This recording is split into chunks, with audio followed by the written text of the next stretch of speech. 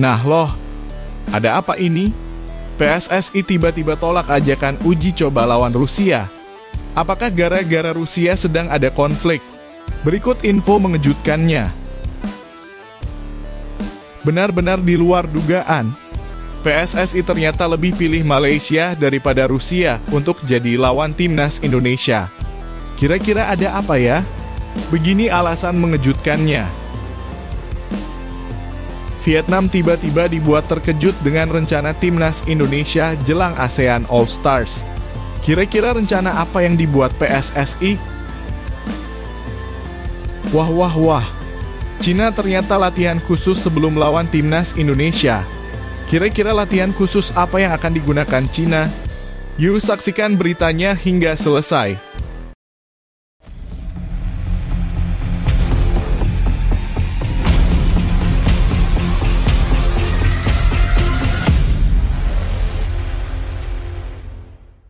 Mohon subscribe channel Timnasku Indonesia agar tidak ketinggalan informasi Timnas Indonesia. Vietnam dibuat terkejut dengan rencana timnas Indonesia jelang ASEAN All Stars. Vietnam tiba-tiba dibuat panik oleh manuver timnas Indonesia jelang laga prestisius ASEAN All Stars melawan klub raksasa Inggris Manchester United.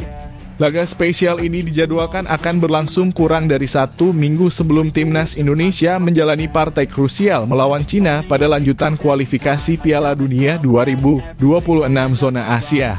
Hal ini memicu kecemasan terutama dari kubu Vietnam yang kini ditunjuk sebagai pengendali tim ASEAN All Stars. Pelatih asal Vietnam, Kim Sang-sik, memimpin skuad pilihan Asia Tenggara tersebut. Ia sangat berharap pemain-pemain terbaik dari tiap negara, termasuk Indonesia, dapat bergabung untuk menghadapi setan merah. Namun dengan jadwal padat dan tekanan tinggi di kualifikasi Piala Dunia, kemungkinan besar timnas Indonesia akan menarik diri dari partisipasi di laga persahabatan tersebut. Timnas Indonesia asuhan Patrick Kluivert tengah fokus penuh untuk mengamankan tiket ke putaran keempat kualifikasi Piala Dunia 2026. Mereka akan menjamu Cina pada 5 Juni 2025 di Stadion Utama Gelora Bung Karno SUGBK. Dan kemudian menghadapi Jepang pada 10 Juni 2025 di Suita City Stadium. Dengan jadwal sepadat itu, sangat kecil kemungkinan Kluivert sebagai pelatih terkini akan melepas pemainnya ke ASEAN All Stars. Tak hanya soal absennya pemain, media Vietnam mulai menaruh perhatian serius terhadap langkah berani PSSI yang mengajukan diri sebagai tuan rumah untuk putaran keempat kualifikasi. Respon media Vietnam seperti Soha menunjukkan kekagetan tersendiri, bahkan menyoroti tekad kuat Indonesia untuk melaju ke Piala Dunia. Indonesia dan Cina dalam permainan besar sama-sama mengajukan diri sebagai tuan rumah untuk putaran akhir kualifikasi Piala Dunia 2026, tulis Soha dalam laporan terbarunya. Mereka juga menambahkan bahwa kedua negara ini menunjukkan ambisi besar, bukan hanya untuk lolos, tapi juga untuk memaksimalkan peluang dengan menjadi tuan rumah. Ketua Umum PSSI Erick Thohir sudah mengonfirmasi pengajuan tersebut dan menyatakan bahwa Indonesia siap menjadi tuan rumah apabila berhasil lolos ke ronde keempat. Ia menegaskan bahwa hasil 2 laga pada bulan Juni nanti akan menjadi penentu arah langkah selanjutnya. Di sisi lain, posisi Cina yang kini masih tertahan di dasar klasemen grup C dengan 6 poin semakin memperumit ambisi mereka. Sementara Indonesia masih memiliki peluang realistis untuk melaju ke ronde keempat. Dan langkah mereka untuk menjadi tuan rumah adalah strategi jitu yang mulai memancing reaksi dari negara-negara pesaing di kawasan, termasuk Vietnam. Situasi ini membuat kubu Vietnam terjepit. Di satu sisi mereka ingin ASEAN All Stars tampil optimal, di sisi lain mereka mulai menyadari bahwa Indonesia tengah memainkan strategi besar di level yang jauh lebih tinggi. Langkah timnas Indonesia ini bukan hanya menggetarkan panggung ASEAN All Stars, tetapi juga mengirim sinyal bahwa Indonesia sedang bersiap menjadi kekuatan baru di kancah sepak bola Asia.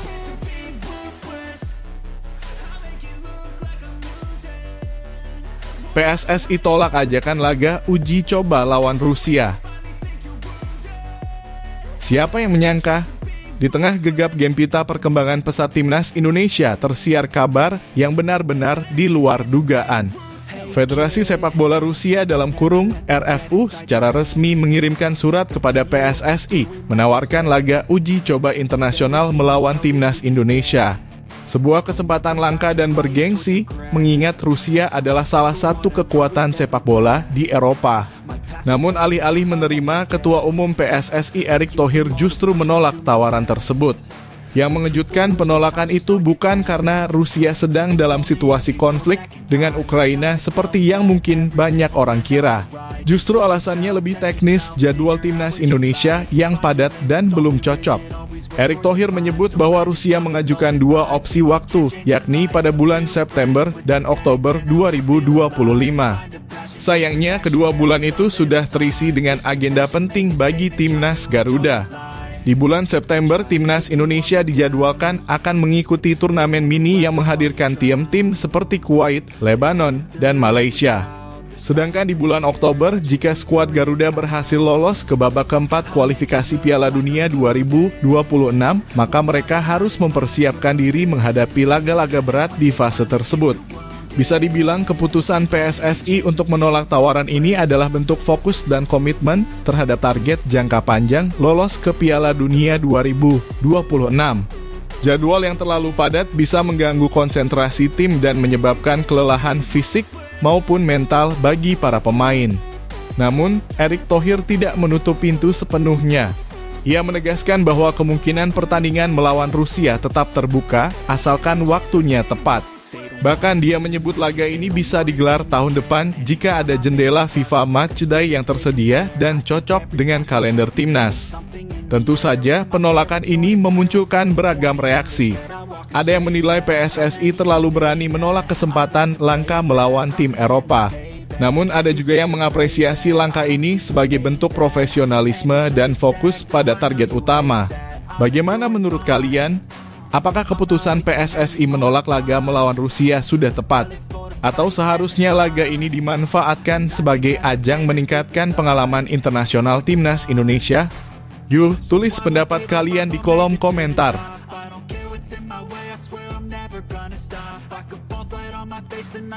PSSI pilih undang Malaysia daripada undangan melawan Rusia. Keputusan PSSI untuk mengundang Malaysia di laga FIFA Matchday bulan September 2025 alih-alih menerima undangan pertandingan melawan Rusia menuai beragam tanggapan dari publik. Namun di balik keputusan itu, terdapat alasan yang sangat logis dan strategis bagi masa depan timnas Indonesia. Ketua Umum PSSI, Erick Thohir, menjelaskan bahwa bulan September akan diisi oleh laga persahabatan sebagai bagian dari persiapan menuju putaran keempat kualifikasi Piala Dunia 2026.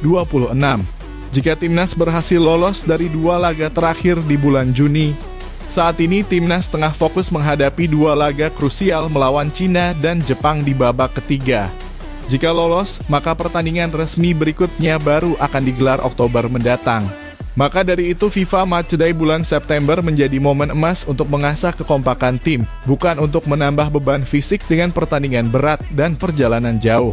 Erick pun mengungkap bahwa sempat ada opsi bertanding melawan Rusia, namun tawaran itu ditolak karena jadwal yang terlalu mepet dan tidak sejalan dengan agenda persiapan jangka panjang timnas. Dengan waktu yang terbatas dan kemungkinan besar masih dalam masa pemulihan pasca pertandingan melawan Jepang, PSSI tidak ingin memaksakan timnas bermain dalam laga yang membutuhkan perjalanan jauh dan potensi cedera tinggi. Sebaliknya, mengundang negara seperti Malaysia menjadi pilihan yang lebih rasional. Selain faktor geografis dan historis, laga melawan Malaysia diyakini bisa menyedot antusiasme besar dari supporter. Rivalitas klasik kedua negara sudah lama tak tersaji di ajang resmi maupun uji coba. Erick bahkan menyebut bahwa sudah kangen dengan Malaysia, menunjukkan bahwa laga ini punya nilai emosional tersendiri. Tak hanya Malaysia, PSSI juga mengundang Lebanon dan Kuwait, dua negara dari Timur Tengah yang dinilai memiliki gaya bermain mirip dengan calon lawan di ronde keempat nanti. Artinya laga persahabatan kali ini bukan hanya soal hiburan, tapi benar-benar bagian dari strategi jangka panjang untuk menyusun tim yang kompetitif dan siap menghadapi tantangan berat di babak selanjutnya. Tentu saja, keputusan ini menuai berbagai reaksi dari masyarakat. Ada yang mendukung langkah realistis ini, tapi ada juga yang menilai sayang jika undangan dari Rusia dilewatkan. Nah, bagaimana menurut kalian? Apakah PSSI sudah mengambil langkah yang tepat dengan lebih memilih undang Malaysia daripada menerima undangan lawan Rusia? Yuk, tulis pendapatmu di kolom komentar.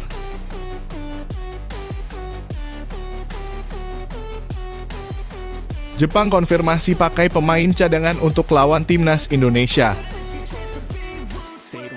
Kabar yang benar-benar di luar dugaan datang dari calon lawan timnas Indonesia di laga penentuan Grup C kualifikasi Piala Dunia 2026.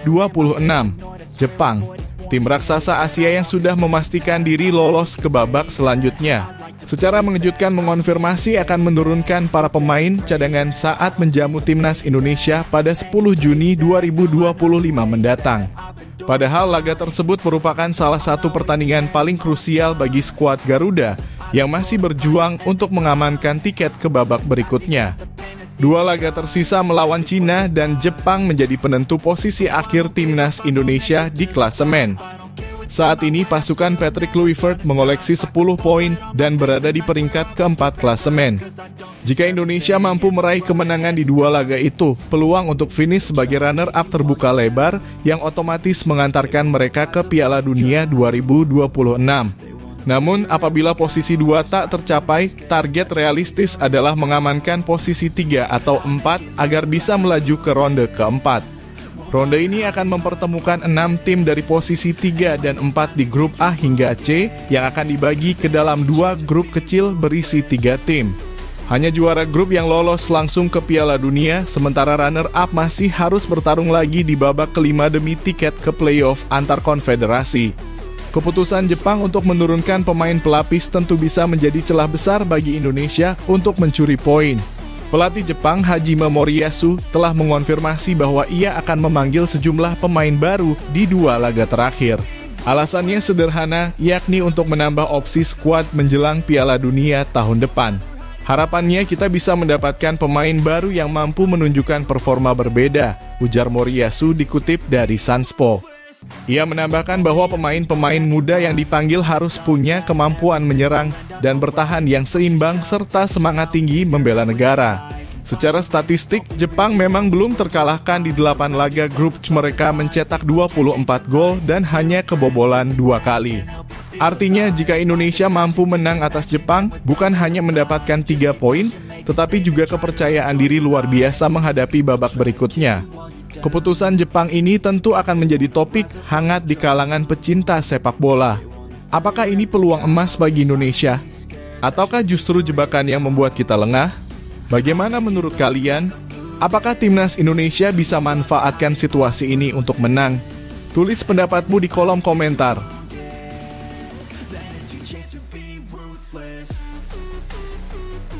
Cina gunakan latihan khusus sebelum laga lawan timnas Indonesia.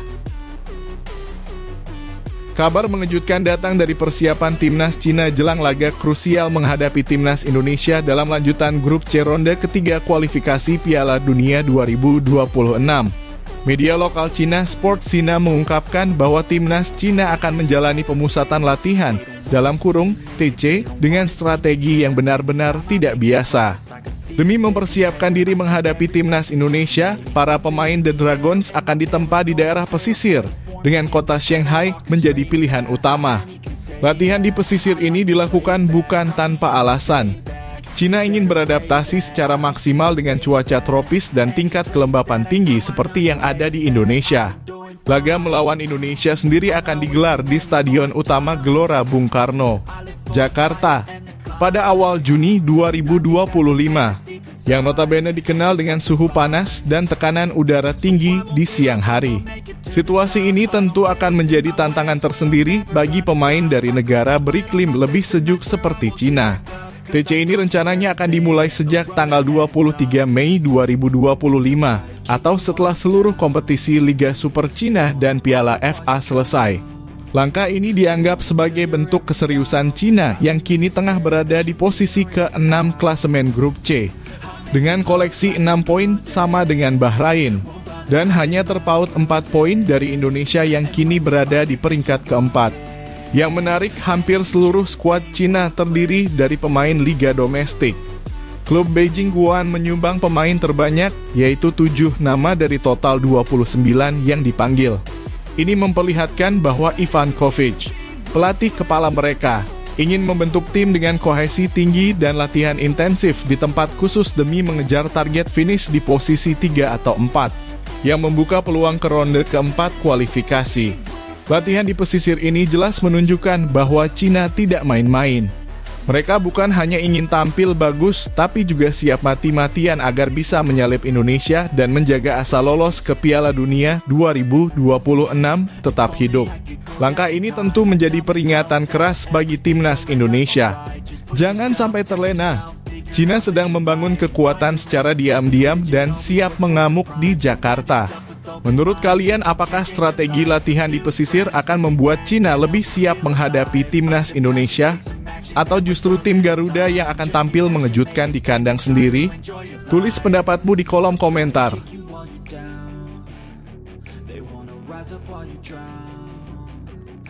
Penjelasan Erick Thohir, tak ada naturalisasi baru timnas Indonesia lawan Cina. Menjelang laga krusial timnas Indonesia melawan Cina pada 5 Juni 2025 di Stadion Utama Gelora Bung Karno dan melawan Jepang pada 10 Juni mendatang, publik dikejutkan oleh keputusan PSSI yang tidak akan menambah pemain naturalisasi baru ke dalam skuad Garuda. Padahal dalam beberapa laga besar sebelumnya selalu ada wajah baru hasil proses naturalisasi. Kali ini, Ketua Umum PSSI Erick Thohir menyampaikan bahwa timnas Indonesia akan fokus mengoptimalkan pemain yang sudah ada. Bukan tanpa alasan, Erick menjelaskan bahwa waktu persiapan yang terbatas menjadi salah satu faktor utama. Proses naturalisasi membutuhkan waktu dan adaptasi sementara laga melawan Cina dan Jepang sudah sangat dekat. Tidak ada tambahan naturalisasi, kita jaga tim yang ada. Kita ingin tim nasional berlatih lebih awal supaya fokus, ujar Erick kepada awak media. Terakhir kali PSSI menaturalisasi pemain adalah saat menghadapi Australia dan Bahrain pada Maret lalu, yaitu dengan kehadiran Daan James, Joy Pelupes, dan Emil Auderol. Namun, kali ini kondisi berbeda. Selain keterbatasan waktu, cedera pemain juga menjadi perhatian serius. Kevin Dix dan Daan James, dua pemain andalan yang baru saja dinaturalisasi, dipastikan mengalami cedera cukup serius dan kemungkinan besar absen. Dengan absennya beberapa pemain kunci, Erick menekankan pentingnya kedalaman skuad. Ia ingin memastikan bahwa timnas Indonesia memiliki cukup banyak pemain dengan kualitas setara yang siap tampil kapan saja. Erick juga menyoroti fakta bahwa beberapa pemain timnas saat ini masih berusia ustrip 23 dan jika mereka juga harus bermain di turnamen kelompok umur, kekuatan tim senior bisa terganggu. Situasi ini membuat PSSI harus lebih realistis dan strategis. Daripada memaksakan pemain baru yang belum tentu siap secara fisik dan taktis, lebih baik memaksimalkan kekuatan yang sudah terbentuk dan lebih solid. Ketebalan tim menjadi penting. Kita bisa lihat dengan tim sekarang, kalau ada yang cedera, masih ada yang bisa mengisi, kata Erick. Keputusan ini tentu memunculkan reaksi beragam dari pecinta sepak bola tanah air. Ada yang mendukung langkah PSSI karena dinilai lebih fokus dan matang, namun tak sedikit pula yang berharap PSSI terus membuka peluang untuk memperkuat tim lewat jalur naturalisasi. Lalu bagaimana menurut kalian? Apakah keputusan Erick Thohir ini sudah tepat atau seharusnya PSSI tetap menambah pemain baru untuk meningkatkan daya saing? Yuk, tulis pendapat kalian di kolom komentar.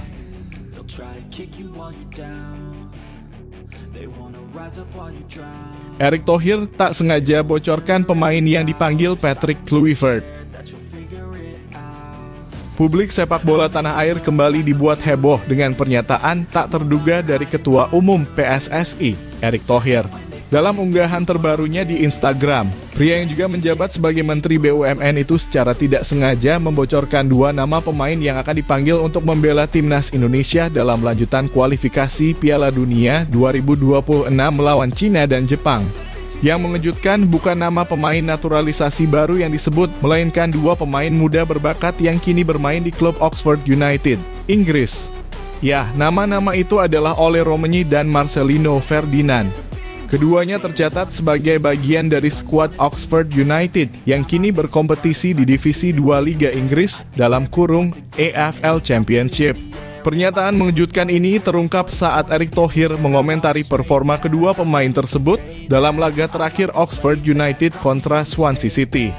Dalam pertandingan tersebut, Ole Romagny dipercaya sebagai starter, sementara Marcelino Ferdinand masuk sebagai pemain pengganti di babak kedua. Oxford berhasil menahan imbang Swansea dengan skor 3-3, sekaligus memastikan mereka bertahan di EFL Championship musim depan. Senang melihat Ole Romagny kembali menjadi starter di Oxford United pada pertandingan terakhir EFL Championship musim ini, tulis Erick dalam unggahan Instagramnya. Marcelino Ferdinand juga masuk dalam daftar pemain cadangan Oxford dan berpeluang mendapat pengalaman bermain di tim utama. Namun yang paling menyita perhatian adalah pernyataan lanjutan Erick Thohir yang secara terang-terangan menyebut bahwa kedua pemain ini akan kembali membela timnas Indonesia. Semoga ini menjadi tambahan semangat bagi mereka berdua sebelum berjuang dalam melanjutkan kualifikasi Piala Dunia 2026 melawan Cina dan Jepang, tegasnya.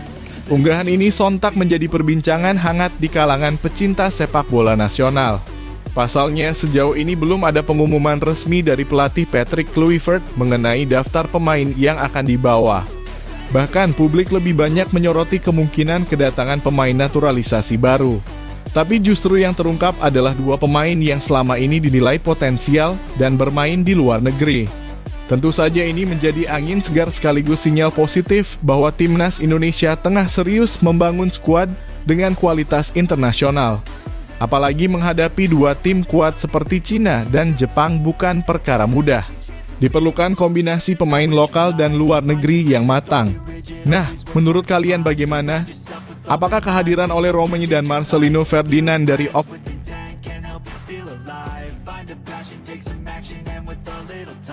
Elkan Bagot bisa gabung timnas Indonesia? Kabar yang sangat dinanti akhirnya datang juga. Nama Elkan Bagot kembali mencuat dan membuat pencinta sepak bola nasional bergembira. Bek jangkung berusia 22 tahun itu dikabarkan siap kembali memperkuat timnas Indonesia setelah sebelumnya absen cukup lama sejak terakhir kali tampil di Piala Asia 2023. Namun ada satu syarat penting yang harus terpenuhi agar Elkan bisa kembali mengenakan seragam Garuda, yaitu jaminan menit bermain reguler di level klub. Elkan baru saja menyelesaikan masa peminjamannya di Blackpool FC pada akhir musim 2024-2025. Selama membela klub League One tersebut, ia tampil solid dan menjadi pilihan utama dalam 19 pertandingan. Postur tubuhnya yang mencapai 1,96 meter menjadi keunggulan utama, terutama dalam duel-duel udara dan saat mengawal lini pertahanan. Kini Elkan kembali ke klub induknya, Ipswich Town, yang sayangnya baru saja terdegradasi dari Premier League ke EFL Championship. Namun masa depannya di Ipswich masih belum jelas karena kontraknya akan habis pada 30 Juni 2025 dan belum ada kejelasan mengenai perpanjangan. Kondisi inilah yang membuka peluang bagi Elkan untuk mencari klub baru yang bisa memberikan jaminan bermain secara reguler, syarat penting jika ingin kembali ke timnas. Sementara itu, pelatih Blackpool Steve Bruce menyebut bahwa pihak klub sedang mengevaluasi kemungkinan merekrut Elkan secara permanen. Artinya, Elkan punya kesempatan untuk tetap bermain di Inggris dengan jaminan menit bermain yang lebih baik jika Blackpool tertarik memperpanjang kerjasama. Dan ini akan sangat menentukan apakah ia bisa kembali dipanggil ke timnas Indonesia. Peluangnya cukup besar untuk masuk ke skuad FIFA Matchday Juni 2025 saat Garuda akan menghadapi dua lawan berat, yaitu Cina dan Jepang. Elkan bukan hanya sekadar pemain bertalenta, tapi juga sudah berpengalaman dengan 24 caps dan 2 gol untuk timnas senior. Di saat lini belakang timnas masih mengandalkan nama-nama seperti Jordi Amat dan Rizky Ridho, kembalinya Elkan akan menjadi angin segar sekaligus menambah kedalaman skuad. Tentu publik Indonesia sangat berharap Elkan segera menemukan kejelasan masa depannya. Apalagi dengan usianya yang masih muda, ia masih bisa menjadi aset penting jangka panjang untuk skuad Garuda. Nah, menurut kamu apakah Elkan Bagot layak jadi starter kembali di timnas? Apakah PSSI harus ikut bantu negosiasi agar ia dapat menit bermain di klub? Tulis pendapatmu di kolom komentar, ya.